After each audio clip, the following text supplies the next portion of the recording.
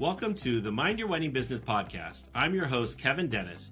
In addition to leading the charge at Wedding IQ, I also run Fantasy Sound Event Services, a lighting and entertainment company based in Livermore, California, that I founded over 30 years ago. Each week on this podcast, you'll hear thought-provoking and empowering interviews with wedding professionals who have found success in the industry. If you're a business-minded wedding pro who loves love, but also cares about their bottom line, buckle up and get ready to learn from a new industry expert each week. All right, folks, welcome to another episode of Mind Your Wedding Business. I'm here with the one and only Emily Foster with Emily Foster Creative. So welcome, Emily. How are you? I'm good. How are you? I'm doing well. Thanks for having me. Of course. All right. So we're going to be, Emily's going to be talking about building a unique but timeless brand. But Emily, before we jump into that, can you tell us a little bit about yourself and how we got you here today? Sure. So, like Kevin mentioned, I own Emily Foster Creative. I've actually gotten to work with Kevin behind the scenes for I Fantasy have. Sound before, which is exciting. I can give Emily a stamp of approval. She did. She came and Thank cleaned up you. all our mess. Thank you so much. But we just hit 5 years in business. I've been working in the marketing industry for almost 12 years now. And before this, worked in event marketing. So I had some familiarity with the industry. Always wanted to be a wannabe like videographer, wedding planner, all those phases we kind of go through sometimes when we're like, oh, I want to be an astronaut. Yeah. And then I was laid off because of the pandemic and started starting my own branding and website design business. And at the same time was planning my wedding. So it ended up just being a really makes sense kind of niche and something that I was really interested in to start working with wedding pros full time on their brands and websites. And now I've brought on a few contractors to the team. It's growing where we've been able to support over 100 wedding pros in the last 5 years. And we support with building brands and websites. And now we're also getting into supporting with blogging, ongoing marketing needs that wedding pros have. All right. Well, you kind of jumped into my first question, Emily. So I was going to ask you who you work with, which is obviously the wedding pros, and Yeah. maybe you could dive a little bit more in what you do to help wedding pros, go through the branding and web design process.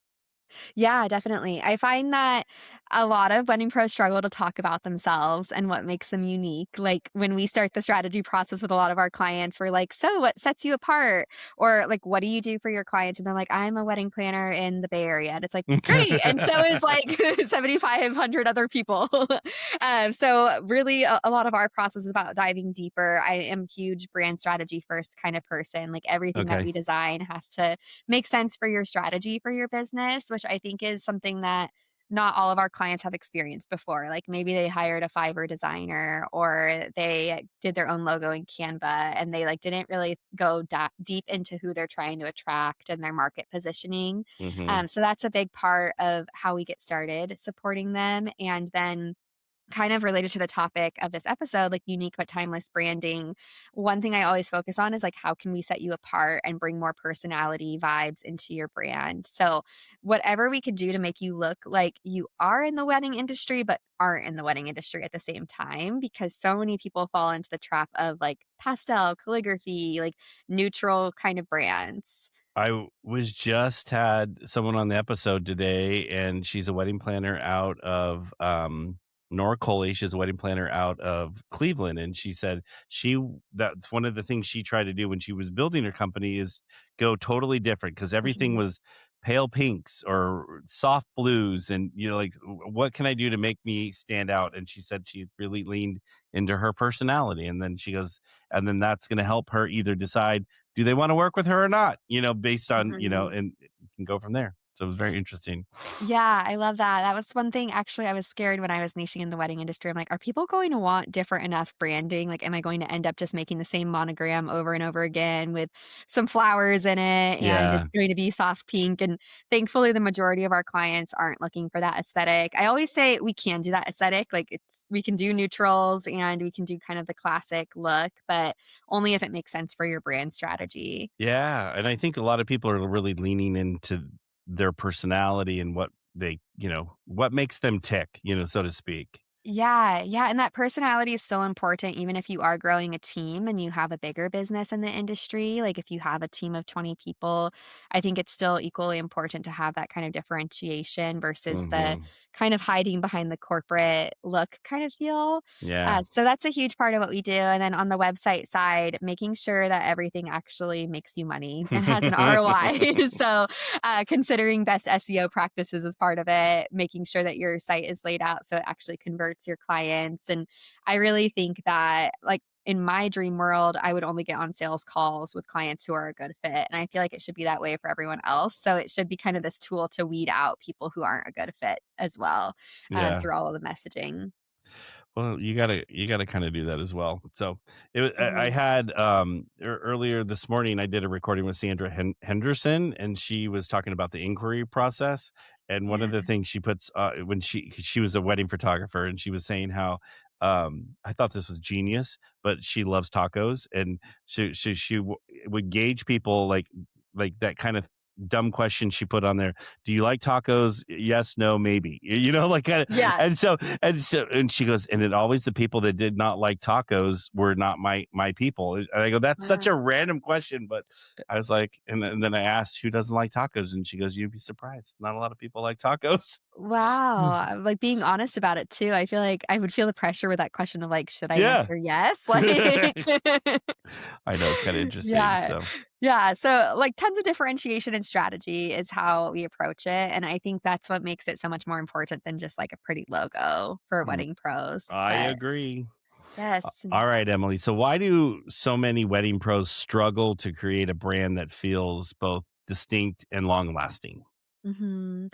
I think following trends, I think that we're such a trends-based industry, which makes Mhm. sense for the events that we work, and it's super fun for that, and your Instagram is going to change with the trends, but your brand shouldn't. So, I think that's one of the biggest things is, like, being a trend chaser, and I see that a lot, where you probably have, like, friends in the industry that they're like, "Oh, I was just kinda playing around with my color palette a little bit, changing things up," and it's like, if you're doing that every quarter, every couple years, it's probably too much and you probably don't have a good brand direction. Like, Right? you Yeah. have to stick to the plan. So, I think not having that plan sorted out because you haven't done the strategic work to figure out what really differentiates you and who you're really trying to work with. So, like, lack of clarity and then the trend chasing and wanting to just Mm. follow what you think your couples would like or what you think is going to resonate right now with people. But the truth is, like, your brand should last you 10 to 20 years without having to do a full rebrand. Like, maybe you have to refresh things every couple Mhm. years, but you should have the core brand ring true. And I'm always using examples like Nike and Starbucks and like Home Depot, and you can see how they've kind of changed their logos a little bit over time, but they didn't do that whole crate and barrel move that happened like No. last year. Yeah. That Yeah. that was pretty dramatic. Yeah, and, like, there was, like, the Tropicana example too, like, really good timeless brands, like, stick to the plan, and that's how they create that brand recognition, which Yeah. I think is still really important in this industry, even though it is, like, most of your clients you're never really going to work with again, and if you don't do other types of events, like, it's still important to have that recognition because they can become your raving fans and refer you, and you're also going to need to have that local kind of market recognition as well. Yeah, I can see that too, because even, like, locally, there was a vendor in our market that, like, changed up everything without, like, really doing an announcement or Mhm. telling everyone, and when we saw them out in the wild with the, like, different color shirts, and I'm like, "What happened? Where did" like, I had no idea what was going on, but so I guess you gotta kinda do it the right way. Yeah. Yeah, and there's, like, a whole process to that too, like, it's not just, like, building the new brand, but the whole announcement process. Yeah. I have a checklist I can send you, but it's, called the Standout Brand Checklist, and it's, like, Oh. all of the, like, tens of things that you need to think about before launching a new brand, because I see that all the time online too, like, there will be a new name for their Instagram, but they didn't, like, link their old name anywhere, so it's just, like, you might have them on your mind. Like, I saw this with a, copywriting company at one point. They had changed their business name, and, I couldn't find their old business name anymore, and I hadn't yet registered what their new business name was. Like, I knew they did the Oh. rebrand, but it's like on Instagram, I just couldn't search them anymore. And so you Um, couldn't use them anymore. yeah, so that's like a part of the process if you are changing your brand name is changing your handle on Instagram and then making sure that you have like a blurb in your bio of like formerly this account and then keeping that old account so that people can't impersonate your old business Yeah, no for kidding, a huh? while. Yeah. Yeah. And 301 redirects, which I think you've had Sarah Dunn on the podcast, Ye right? I have not had her on, but Okay. I we use that's how I got you, is Oh, because yes, yes, we yeah. hired Sarah, and she realized the person that did our website messed it all up, and then she goes, "You need help," and then she referred us to you. So, Yeah, that's right. Yeah, I love Sarah, and we're always talking about the importance of 301 redirects with rebrands, like, when you are changing your whole website URL, making sure you do that. So, I think that's another thing that wedding pros really struggle with their brands is, like, the intimidation. Like, it's mm. all of these things sound a little bit scary because you have to remember all of these little nuances when you announce a new brand, but it doesn't have to be scary when you have the right team. Well, and I always feel like in the wedding industry, we're really good at our art. Wedding planners good at Mhm, planning and whatever, but we're not good at the business side of it. So mhm. with when it comes to marketing or whatever, having a website, it just we generally foolishly in the wedding industry don't hire the right people like yourself to come in and do things, Mhm. and they try to do it themselves when so it just, and then I think that becomes a mess. That's not what we did. We hired someone that ghosted us, so that's a whole different story. So Yeah, that's a whole thing. I was yeah. on Threads the other day, and someone said that they got ghosted by 5 designers. Like, they were trying to find a new designer, and they talked with 5 people who no-showed on the sales call. So, I don't know what's happening, and I've heard crazy things about wedding businesses lately too, all of the scams and things Yeah, happening. that's too bad. Too bad, too bad. Yeah, crazy, but yeah, I think leaving it in the hands of the right people can eliminate the stress of a rebrand a ton and make sure I just think there's such an opportunity cost when you do DIY it, and it's totally fine to DIY it for a little bit, but you can move faster if you don't. Well, and we're big in the wedding industry of telling people not to DIY their wedding, so we shouldn't be DIYing our business. So, Yeah, that's yeah, very true. That's yeah, a mic drop kind yeah. of moment. No, it's just if you think about it, everyone's like, "Oh, they DIY'd their wedding," but yeah, you're DIYing your website and, whatever else Mhm, you're professional. Like, get the professionals to help you so you can do your art is what I always mhm. go back to. So, I love that. Yeah. yeah.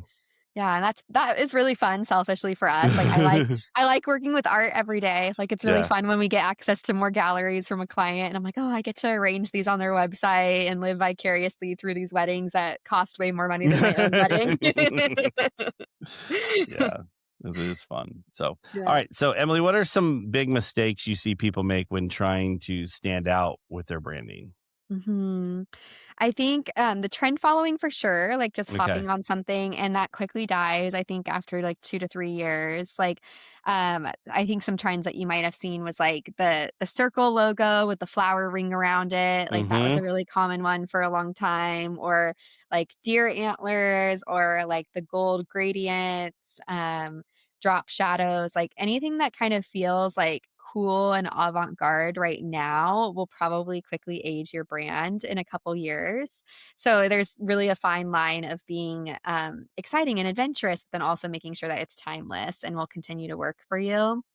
I saw Um there's a lot of people like mirror balls made a comeback, right? And Oh, there's some yeah. people using mirror balls in their logo. And in my head, I'm like, oh, this is, not going to be around in a few years, probably. Yeah, exactly, and, like, we actually did a wedding planners brand where the mirror ball is a brand icon in the Yeah. suite, but it's not part of her main logo, so she could easily just remove, like, the icon from her website over time, and that's kind of what I mean, like, you can do a refresh down the line and be Yeah. like, "I'll just change this section on my website and modernize it a little bit," versus having to tear everything down for your brand and redo it. That's a good point, yeah, because there are those, like, little images. The other thing that I think people run into are, like, the stereotypes of, like, thinking that you have to show them exactly what you do in your brand, which is, like, Hmm. it's the camera and the photographer's logo or, like, the mic and the DJ's logo or the Yeah. turntable, like, just anything that feels too on the nose is going to instantly make you blend in, and that's something I see a lot with, like, newer business owners where it's Oh, like really? yeah, yeah, at first they just need a website up, so they go into Canva and they're like, "Oh, I'm a photographer, so I'm gonna grab the camera icon and then I'm gonna type my name under it." And I don't think there's any shame in that because it's like, I think you just need to book some clients in your first couple years of Yeah. business. But then I think as quickly as you can get clarity on who you want to work with, like jumping out of that phase and into like your more like grown up brand, I Mhm. think is going to be really important. And back to the question, you were saying like the biggest brand mistakes Yeah. that wedding pros make, lack of clarity for your clients too. So it's like that perfect balance of you don't want to be too on the nose, but then so many wedding pros fail to actually communicate the value they offer and communicate Mm. directly to their clients. And I think we're seeing even more with Gen Z, it's like they just want the information right away. So what I mean by like lack of clarity is like the amount of wedding pro sites that you can go on and you can't find the city that they're based in, like just on the homepage. So that's obviously a big one that your couples are going to be looking for is like making sure, do you actually make sense for their area? Like, is it easy for them to pay for travel for you to get there? Pricing, I know, is like a whole in depth, probably tangent we could go on. We could probably, and it's funny, I've had people on the podcast that are against it and people that are Mhm. for. I'm a very much pro, you gotta have pricing on your website because Yeah. just I've been doing this long enough now, you gotta weed out the people that are not in, that can't afford you, kinda Mhm. thing, and then it just because why waste your time doing an inquiry, and because the rule of thought someone said is that, "Oh, they'll once they see my value, they'll pay for me." But if they physically can't afford you, then what's the point? Like, Yeah. yeah. Yeah, I'm a big fan of it too, at least it's starting at a range because Yeah. it's like, Yeah. yeah, maybe a couple, they can find like a magical $500, but if it's like Mhm. a $5,000 difference, then they probably aren't going to be able to stretch that far Yeah, and for that's your a big service. difference. Yeah, yeah, so, like and I also say that, like, pooling my Gen Z friends, I'm, like, right at the cusp of, like I'm a Zillennial, so it's, like, every time I talk to my friends and kinda do my own little peer study, it's, like, none of them are inquiring with any type of business that doesn't show pricing on their site. Mhm. So that I think is a factor with clarity, and then also, kind of the building a story brand structure, really communicating, like, what is it like, what's the value that you're offering that they're paying for, and what problems are you solving for your clients? Because at the end of the day, that's what it is like you have to be solving some kind of problem for them to be willing to pay a premium price for your service. Like, Yeah. it's, of course, about the great portfolio and the art, but it has to be deeper than that for you to really stand out amongst all the other vendors Yeah. presenting great art. Want to share your expertise with the wedding industry? Wedding IQ is written by wedding pros for wedding pros, bringing real insight, education, and experience to the forefront. If you have something to say and a passion for helping others grow, we'd love to feature your voice on the blog. Head to weddingiq.com to learn more about becoming a contributor.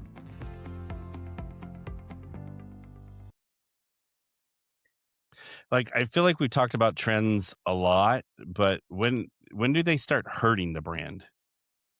I think when they're integrated into the, like, branding identity itself, Okay. and they start to fade. So, like, what I mean by that is, like, your actual logo suite and, like, if that is what makes up your entire identity for your business, then I think it could hurt.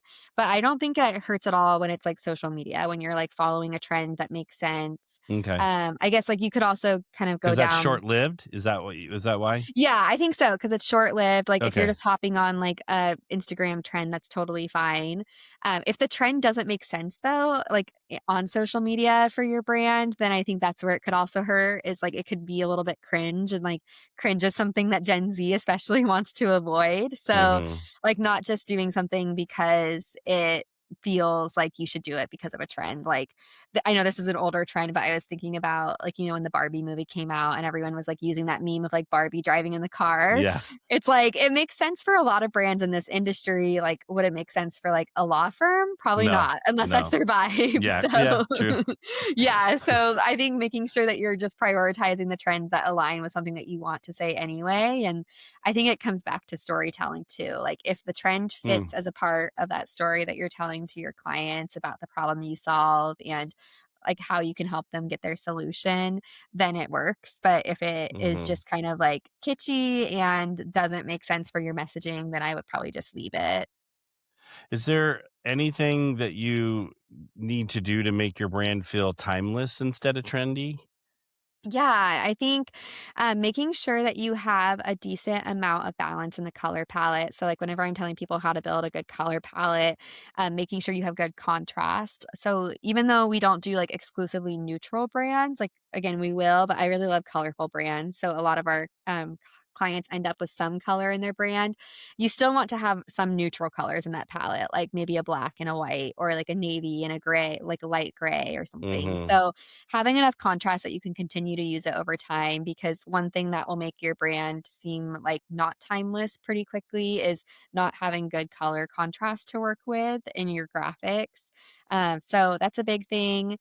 Really like trendy typography that doesn't like, it's okay if it feels quirky or bold. Like, it can definitely have like an edgy vibe, but if it feels like it just belongs with the time. Like, there's a font called Recoleta that was like more of like a hipster font that was really popular circa like 2018, and it's been Mhm. used for a lot of brands, and I think some of those brand logos are looking outdated now. Oh. So, and not always like that font might work for certain industries or like certain markets, but it's just like kind of understanding the nuances of what that font feel is, and does that make sense for your brand strategy, or are you picking it because it like looks nice right now and it was like ranking high on Pinterest, like you saw it a bunch and really fell in love with it.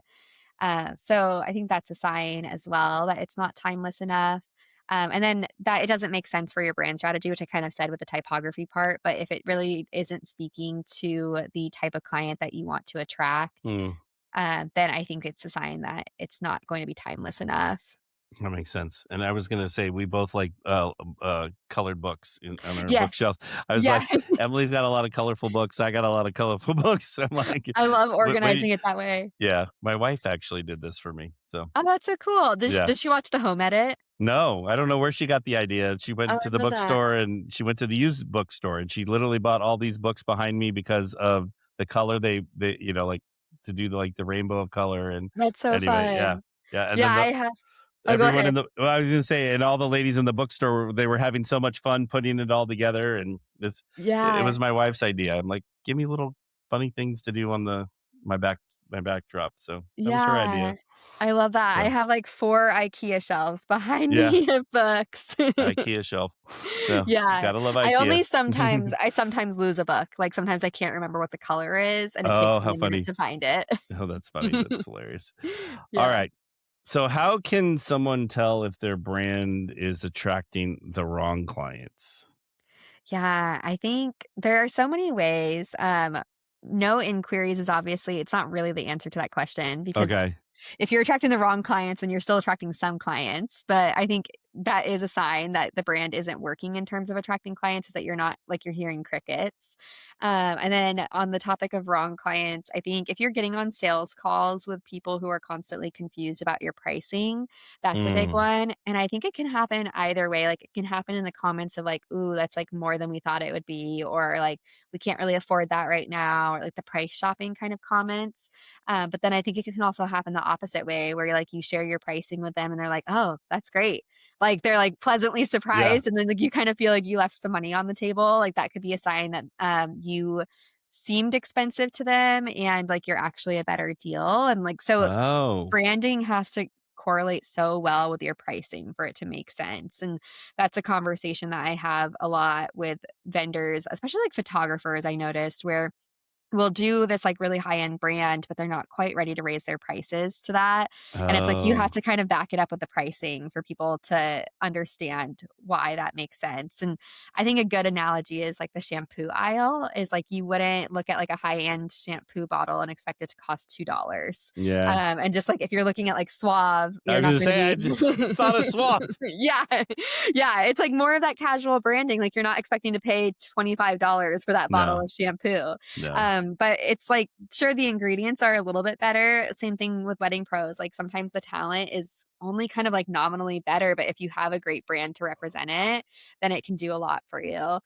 So that's a sign that you're attracting the wrong clients. Another one is when people are constantly like shopping over price and they're just going to a better deal because they don't see the value that you're Mm, expressing. So, like, if you get really far in the sales process and then they ghost you, or you find out that they went and worked with another vendor and it was just a difference of price, then that could be a sign that they're not taking your brand seriously enough. And then I would say it's not always the case because obviously, no matter what, even if you have a professional brand, you're still going to get no's. But if you Mm, are continuously being compared against like competitors who are pretty equivalent to the services that you offer, but you're always missing out, then there's some kind of disconnect in your brand there. And I think a good example is like if you are like a DJ or a photographer or like a florist and you work with a lot of planners and the planner is always like sending clients your way and maybe they're sending their client to like 2 or 3 other competitors of yours to talk to.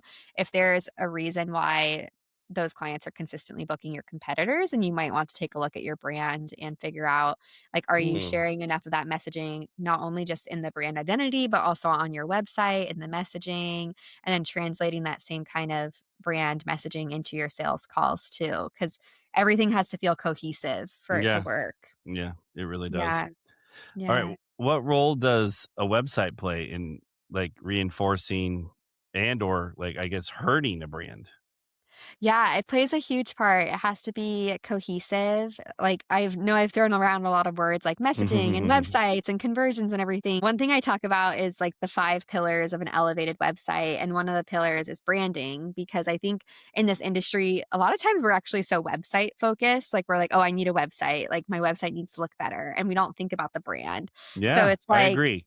yeah, yeah, and it's like you can have a beautiful, like, show it website, but if there's no distinct brand, then you're just going to blend in with everyone else who has, like, a beautiful, light and airy show it website. So Mm, really the brand has to be carried through on the website, and that looks like really tasteful application of the colors and the typography system, like having consistency. I usually recommend like no more than 8 to 10 colors max on your website and no more than 2 to 3 font selections max so that you can really have consistency throughout the site cuz there's something about design that like if you're not a designer, you still can tell when something's wrong. mm, And I used to listen to this podcast that talked about, like, how everything around us is intentionally designed, like the chair you're sitting on and the desk you use, the, like, water glass that you drink from, it's all designed so that we can, like, use it functionally, and a website works the same way, where it's like, if your potential client is on the website and they, like, feel like something's off or it's scattered, like, if they're, like, a doctor or, like, a lawyer, like, they probably won't be able to tell, like, "Oh, I don't know what's wrong here," but they'll feel like something's off mm, and it will just give them a little bit of distrust. And we know that we have to have like that like no trust factor for people to yeah, be willing to invest. So being able to like create that consistency so that the design is very smooth and basically like good design isn't noticeable, which kind of sounds counterintuitive because you want to stand out as a brand, but on the website it's like yeah, you want the vibe to stand out and the brand personality, but the good like UX design like should be so smooth that people can just quickly access what they need without being like bothered by the mm, branding being distracting. I like that. That Yeah. yeah, it makes sense, completely makes sense. So, all right, Emily, how should branding and website strategy work together to actually convert visitors into clients? Yeah. I was like, "Did I come up with that question?" That's a good specific question. How should they work together to help convert clients? So, your brand strategy, like I talked about it a little bit earlier, it comes down to like your brand archetypes, market positioning, and like ideal client personas, a lot of the things that you might have heard of if you've done a coaching program. But then when you form all of that, like you need to do your brand strategy before you build your website strategy. So your website strategy is going to include things like your sitemap, your SEO strategy plan, like your copywriting, and all of that needs to come back to the brand strategy. So when you're making decisions about like what pages to have on your website or what should the first headline say on your website, everything needs to come back to like, is this solving the problem for our ideal client? Is this setting Mm, us apart from our competitors? And you can really only know that if you've done the brand strategy work for your business. So that's how they go hand in hand. A lot of people will jump to the website strategy, and I think that's where they get lost because they'll be like, okay, well, I need a website and I need to get it launched soon so I can start getting SEO. And then they'll be like, I guess I'll have a home page and I'll have like a services page and then a contact page, but I don't really know what to put on it. I guess like everyone puts reviews, so I'll do that and then I'll add some FAQs. And then you kind of end up with this DIY website that like kind of blends in with everyone's else's because you haven't really done the groundwork to figure out like why are you including these things and where should you place them and how big should they be and like what should they exactly say, and like same with your SEO as well. When you like have done the brand strategy work, it's way easier to figure out like what keywords based on my research should I implement, versus like am I just choosing keywords that aren't even going to help me rank. That makes sense. Like, all right, so if I'm the dummy that did it the way you described it, just doing the website first, how how long would it take to do the whole brand strategy? Is it a long process or is it not that bad or Yeah, I think it depends on how much clarity you already have about your business. okay. So for us, like usually it takes about 1 to 2 weeks to get through that process. So we'll Oh, like that's not bad onboard. at all. I Yeah, it's expected it to be not. longer. Yeah. Yeah, and, like, you can really dive deeper, like, you could do client interviews and, like, competitor research and SWOT analysis. I would say for most people in this industry, because we're, like, working with small businesses, it's not, like, a huge, like, VIP week or something. Like, in Mhm. the corporate world, you'll have a brand strategist, like, fly out to the company, and they'll, like, do, like, an exercise with the whole team for, like, a whole day or a whole weekend and, Oh, like, really wow. dive into, like, the brand strategy. For us, it's like, it even feels like too much for some of our clients. I think we'll hop on a call for like an hour or 2 hours, and they're like their brains are fried by the end of that because 'cause I've asked them all of the questions about their strategy, and they, like, maybe haven't thought of some of these things. Like, Mhm. I, like, will ask, like, "Who are your competitors?" And a lot of people kind of shut down with that question. They're like, "Oh, well, I'm community over competition." Like, I don't really know. Or, like Everyone knows who they compete with. Don't exactly. they're lying to you. Yeah, yeah, so we kind of, like, break that down, like, we'll also take this quiz, we talk about brand archetypes, and, like, that helps shape the brand voice and personality of the brand, so that whole brand strategy piece usually takes, about a couple weeks, so it's like Mm. a in-depth call, and then we'll put together pages in their brand strategy doc after that, and that's before we even touch a mood board and start picking out colors and everything, so it doesn't have to take that long, but I will say most of our clients are coming to the table like they have a couple years in business where they can pretty easily on Mm. those calls answer like if they don't really understand who their ideal client is, we'll get deeper and we'll say like, okay, well, who would you want to book over and over again if you could work with this couple like all the time? It So they've makes had some of sense. that trial and error. Do people get in there and get really lost, like, not like, going through it and just like, "I don't know." Do you get a lot of "I don't know" through that or Yeah, I do, like, there's I okay. think, kind of the initial, like, "Oh, that's a good question," or, like, "I hadn't really thought of that," like, and some people go through the process, like, I know some designers just send a form to their clients, and I find that it's way easier to do it on a call because a lot of times if I send a form, the answers I get are like, "I don't know," or, like, just, like, a one-sentence answer kind of thing, but this is kind of like I feel like it's like therapy for your business, so if we're on the Mm, call and they're like, I don't know, then I can give, like, different examples and, like, kind of coach through questions of, like, "Well, in this kind of instance, did you enjoy working with this type of client?" And, like, just kind of, like, helping them to, like, drag out what actually is most important about the business, mhm. because it's really hard to talk about ourselves, which is kind of back to the main reason that people choose to work with someone like me. Yeah. Well, no, it makes sense because you probably bring it out of them. Yeah, yeah, and I think even myself, like, I struggle to do my own marketing because it's way easier to get in your own head, and that's another reason that I think DIYing doesn't work because it's so easy to just sit there and be like, "Well, what do I say?" Or like, "I have 1,000 things I wanna say, so I'm just gonna put them all on the Mhm. website." And that's too much probably. Yeah, Mhm. it Yeah. often is. Yeah. It's like, Yeah. isn't it like the cobbler, like the cobbler's kids don't have good shoes, but yet, Right. it's the same Yeah, thing. Yeah. yeah, Makes definitely. makes sense. So, It's a all right. long process. All right, Emily, for someone who feels like their brand is fine but forgettable, Mhm. where should they start?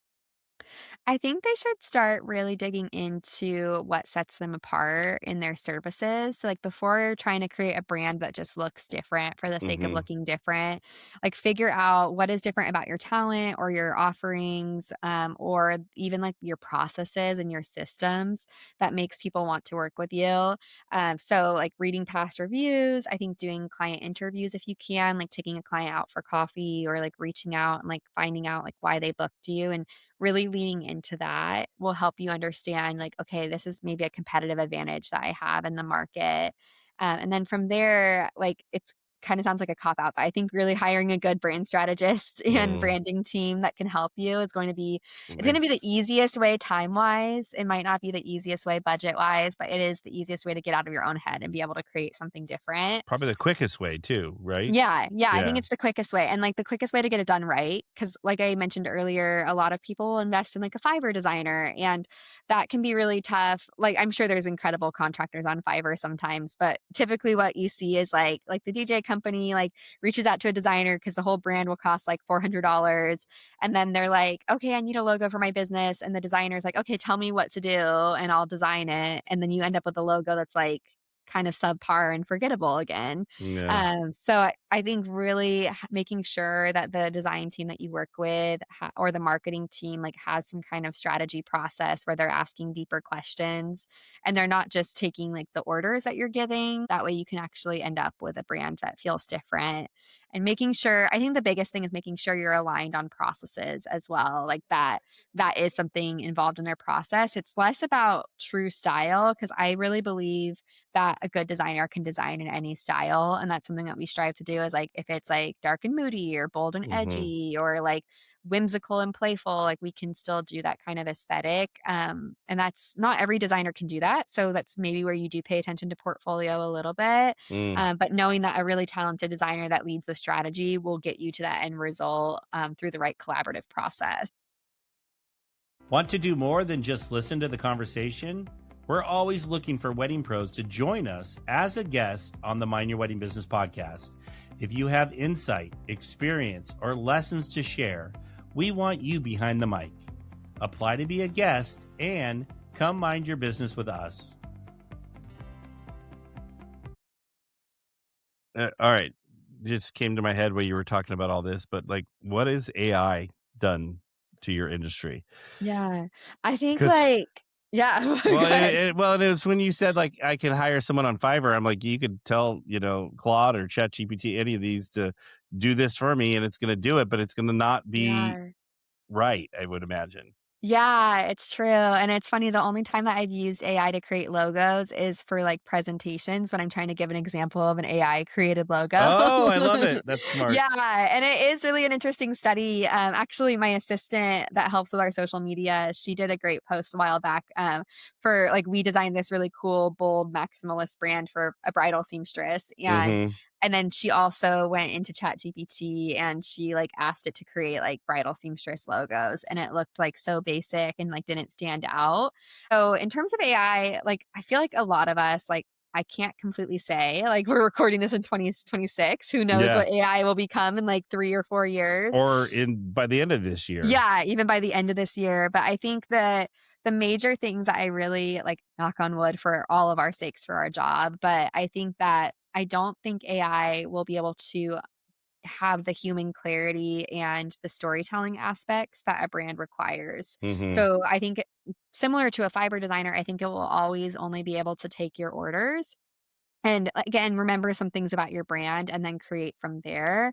But like really understanding like the humanity aspect of it and being able to tell a story with your brand is something that I think will probably not happen for a really long time. And if it does, then I think most communication and customer service and like any kind of human related job is probably on the table in that case. But for AI, we don't use it for any branding.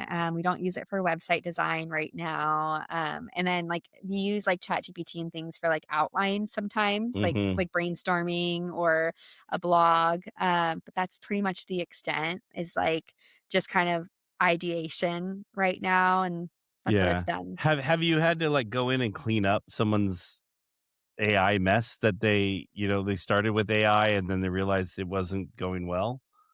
Not yet. I guess Okay. a little bit with copy, like, if it sounds way Oh, too generic. okay. Yeah, because like, everyone I don't know if you've, like, heard, like, the carefully curated or, like, we bring your love story to life, like, those kinds of Yeah. lines, which Yeah, I yeah, think, yeah, yeah.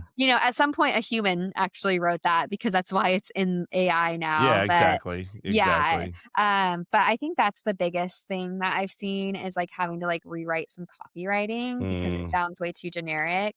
Um, I guess maybe people have come to us and their brand, like, looks DIY'd and maybe they used ChatGPT for it. mhm. I think the biggest thing that we have to, like, clean up with that, and it also sometimes happens when they worked with, like, a really cheap contractors or something, is, like, they The don't have Fiverr. a Yes, exactly. I was like, "I hate to, like, keep hating on this platform because like, it's kinda like just a It platform like has its anything else." purpose. Yeah, Yeah, yeah. yeah, totally.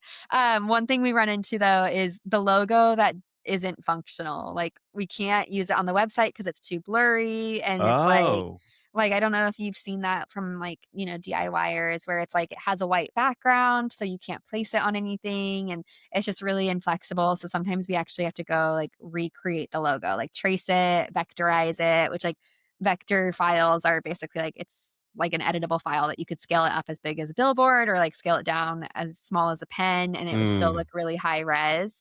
And that's, like, something that about Canva brands, at least right now, like, you can't design a logo in Canva because you can't create a vector file out of it. Oh, So that's another reason why I really believe in, like, working with a designer, at least for that kind of project. Like, you can work in Canva for, like, social media I know. I was graphics gonna and say, things like that. everyone lives in Canva in this wedding industry, Yeah. so I could see Yeah. that happening. So Mhm. It's for marketing, it's not for branding is what I say. And it's because you have to oh, really create something that's scalable for your brand assets. So, if we ever have, like, maybe unknowingly redone someone's AI logos, that's probably what we've had to do is, like, they don't have any logos to work with, and they're, like, low res or they're cropped or they look weird, and we have to recreate those. yeah. Yeah, it's crazy. Alright. Mhm. What are a small change someone can make without doing a full rebrand that will still make a big impact? Yeah, I think the biggest thing I know it's not the brand identity we've been talking about, like, it's not your logos, but adding clarity to your homepage, so making sure you put your location on there and making it Oh, clear where you're based, and then rewriting your headlines on your page, making sure that the headlines speak to the problem that you're solving for your clients and that you're focusing the language on them versus yourself. So that's probably the number 1 that you could do. I feel like you could go take that and do it today without but having to, like, start over. well, and it seems so basic, but yet it gets missed all the time. Mhm. There even is like there's a winery here. I live in the world of wineries where we are. Yeah. We have like 60 something wineries here in Livermore, but they one of the wineries we belong to like will send out a thing about their upcoming event, but then it's like not in the copy, it's not in the email, and you have to like click the registration site. When is this event? Like Yeah. just having the basic information probably goes a long way, right? Exactly, yeah, especially with short attention spans, and it's like marketing experts are saying, like, it takes 12 times now for someone to actually recognize Not the 8 message enough anymore? to Was it at buy. 8? Yeah, I think it was 8, and then it went Yeah. up to 10. At some point, it was 7, actually. Oh, okay. Yeah, they're saying 12 now, and I think it's Damn. because our addiction to, like, short form content and just a fast-paced world, like, I mean, think about how many times you pick up your phone during the day or, like, how many times you switch tabs and just the lack of focus. I just got a brick for my phone. Have you heard about these things? Yes, I've been thinking about it. I downloaded the Be Present app, which Uh-huh. is kinda like it locks your phone without you having to go put your phone on the fridge or something, Yeah, but yeah, yeah. I'm trying it because and I have teenage daughters that have phones, and we're bricking everything, and it's been a because how are I you do. doing it? I mean, I'll be honest with you, I grab my phone and that first app I open is Instagram. I don't know why. Mhm. It's literally the first place I go every time. Yeah. That or my email. Yeah, and then So 20 minutes later, you're like, "What was I doing again?" uh-huh. Nope. Yeah. So I've learned, yeah, so I bricked my Instagram. So, and then if I Yeah. need it for work, I can go unbrick it and go from there. So, Yeah. Where are you putting the brick? I, like, heard one podcast where she put it on her fridge, like, she put a magnet on it. yeah. So Yeah. I have one that lives in my bag, like my work bag, and then we haven't Mhm. decided where to keep it at the house yet because we don't want the Mhm. kids. We want to have it like kind of hidden so the kids can't just walk by the fridge and go, "Zeep." you know? Yeah, Yeah, that's a good idea. yeah. Yeah, the fridge would be good for me because I feel like I would have to physically get up out of the Mhm, room and go mhm. do it. Yeah. But I don't know, it's crazy. I feel like there's no discipline there. Like, I've thought about putting my phone in a drawer, but it has to be far enough away where it would be Yeah. inconvenient to get to No, that drawer. because it's an addiction. We all have it. Yeah, So, yeah. So, anyway. yeah, that's why, like, it takes so much time to capture someone's attention because of that. And I Yeah. think it's exactly the same way with your couples. Like, I always say, like, you need to focus on overhauling your brand and your website so you're not just a tab in their browser.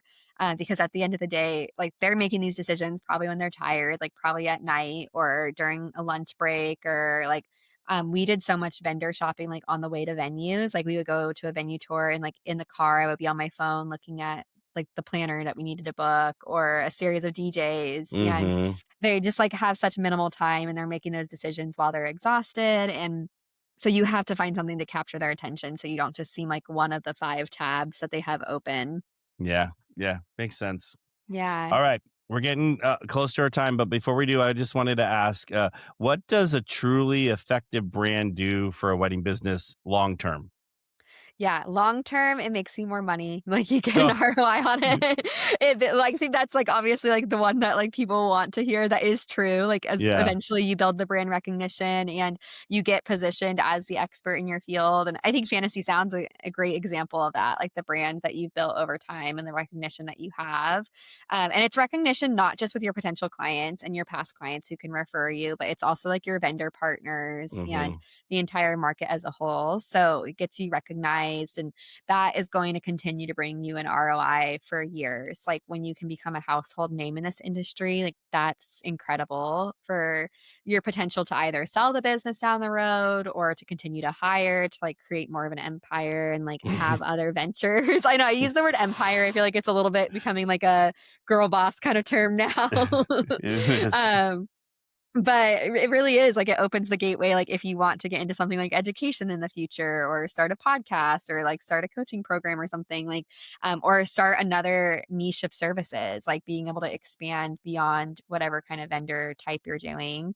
That's a huge one, and creating trust in the community so Mm, that you're, like, a no-brainer to work with. It's less of a pricing conversation and just more of, like, a, "Okay, are we a good personality fit?" And I think I could go down like a whole like emotional, sentimental kind of spiel of mhm. like being able to grow a team. Like I think that really like is kind of a highlight of the good of our kind of capitalist economy kind of thing. No, yeah. You can add some good to the world, being able to provide jobs and let other people do their art because they get to Mhm. work for your company. So that's a huge thing. You asked about the long term, but I think the short term is huge confidence. Like Okay. when you look good, I think you show up better and you show up more confidently in your services because I would say like 90% of vendors out there, they do have good talent and a good service. It's just really hard to share that when you don't feel confident in it. So that's like the biggest thing we hear like the next day after we launch a new website is that they're like, "Oh, I got to go to this wedding show or I went to this networking event and I actually shared the URL to my website this time." Oh, And like that's you didn't but have to preface that it was still in progress. yeah. Well, and that's because you hear people that and you're like, "Well, get with it." Like, "Why are you out Yeah. here? You should get it done and then come out." But anyway, it's funny. Mhm. I speak a lot on networking and just like, working with creative partners. And one of the things I always tell them is like, you should wear an outfit that makes you feel confident when you go to network. And Yeah, you should have a website that makes you feel confident when you're out there. I'm going to add that. I'm going to exactly. add that to my spiel now. Yeah, yeah, and I'm curious about your take on this because one thing I've talked about in, like, master classes and, like, speaking events too is, like, when you're building the brand for your vendor partners as much as your clients because, like, if you're a planner, you don't want to refer a vendor who's going to embarrass you. So, 100%. yeah, I'm curious about, like, for you referring vendor partners, like, do you care what their brand looks like? Well, we do, or it's their brand or how they show up on social media as well. Yeah. So like if they get like very religious or very political, what I'm saying. I'm like, Mm, because you got to we got to be able to work for everyone. yeah, Regardless of how you feel, all that kind of stuff. So if they're going one way, I'm like they're really not attractive, and it just we don't align. And yeah, yeah, yeah. So it just yeah, you got to look at all that stuff. I think even yeah.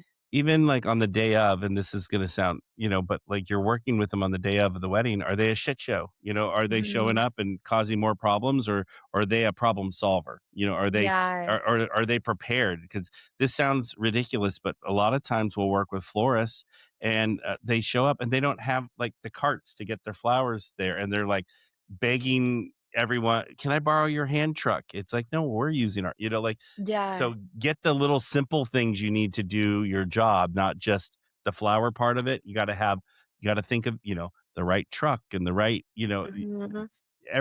from tape to scissors to, all the little things that, a good person should have. And, Mhm. are you making my life easier on the day of the wedding? Are you a problem? And if you're a problem, I'm not going to want to refer you. So, Yeah, that's so good. Yeah, yeah. it's your reputation, and as one thing I've said is, like, your brand is your reputation, and Yeah. I've used Taylor Swift as an example I of was going to say that. big reputation.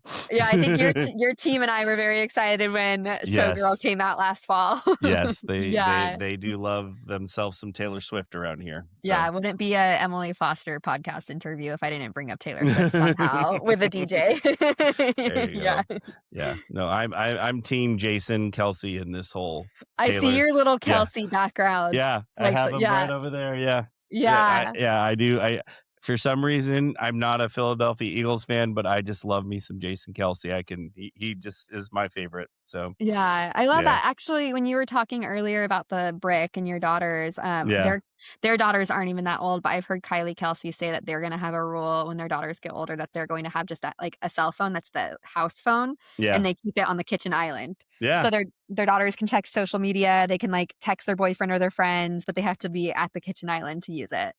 Interesting. Well, we'll see how practical that is. So Yeah, yeah, yeah. they're not teenagers yet. No, I agree. But also, I mean, at least my kids got raised because we see this a lot at restaurants. The kid is like maybe 1 or 2 and already have a phone at their Yeah, face with yeah. cartoons. And I'm like, they don't need that. Just let them interact and let them have, like Mhm. they're gonna have no social skills growing up, some of these kids. Yeah, So yeah, and then that marketing stat's gonna increase to 25 times that they have yeah. to see something. Probably. Yeah, it's gonna keep getting Yeah, worse because I always thought it was 8, but you taught me something today with the 12, so yeah, yeah, yeah. so more appearance on marketing, I guess, for you. Yes. All right. So, Emily, tell our guests how they can find you, connect with you. Sure, yeah, you can find me at Emily Foster Creative on everything. Brand consistency is important, so emilyfostercreative.com. You can also email me at hello@emilyfostercreative.com, and then we're Emily Foster Creative on Instagram, Facebook, and Pinterest. All right. And I'll send you that checklist too if you want that Okay. standout Well, and we'll checklist. include it. So we send an email out after every episode. So I was going to tell Yeah. everyone we'll have all of Emily's information in there, and we'll also put the checklist on there so Okay. everyone can get that as well. So Sounds great. Thank yeah. you. All right. So, folks, thank you for listening to another episode of Mind Your Wedding Business. Don't forget to hit the like and subscribe button wherever it's appropriate, and we'll see you next time. Thank you so much for tuning into another episode of Mind Your Wedding Business, brought to you by Wedding IQ. If you've got a topic you'd love to hear us cover, or if there's an area of your business you're struggling with, let us know and we'd be happy to help. Don't forget to check out our other episodes on Apple, Spotify, YouTube, or wherever you get your podcasts. And if you're a fan, we'd really appreciate it if you would subscribe and left a review. It helps more wedding pros find us and learn more from our guests too. Thanks again for listening to Mind Your Wedding Business. We'll catch you next time.